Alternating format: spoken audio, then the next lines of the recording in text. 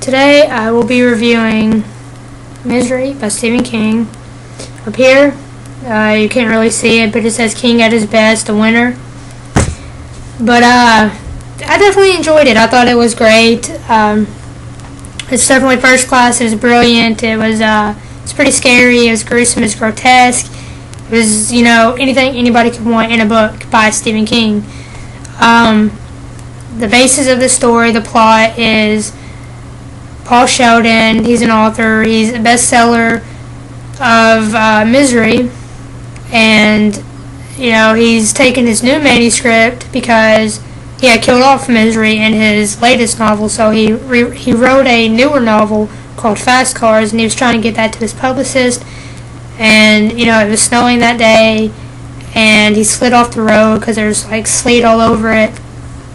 But Andy comes to his rescue, nurses him back to health. His legs were shattered, they were broken, they were obliterated, and he couldn't walk. They were just messed up.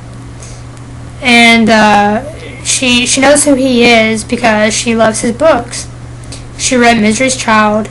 Misery died in it. She was not happy. She takes this new manuscript to Fast Cars and read bits and pieces of it. She didn't like it because of the language and just the whole story in general. She wasn't pleased with it. She makes him burn it.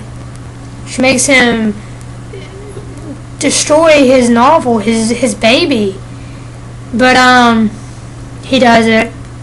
He didn't want her to torture him like she does later on in the book. But what can you do when you're being, held hostage? So he does what he has to do. At some point in the book, she goes crazy and loses the bobby pins that were in her hair. And he breaks out of his room, and he discovers a book of obituaries. And he reads through it, and he learns stuff from her past of houses being burned down, her father being pushed downstairs, her roommate dying, a boy that was murdered. He was chopped up, or he had axe wounds, I guess you can call it. She was a crazy bitch. I would hate to have been Paul Sheldon, but it's not in comparison to the movie at all. The book is more outlandish with where it goes than the movie is. The movie it's almost PG compared to the book.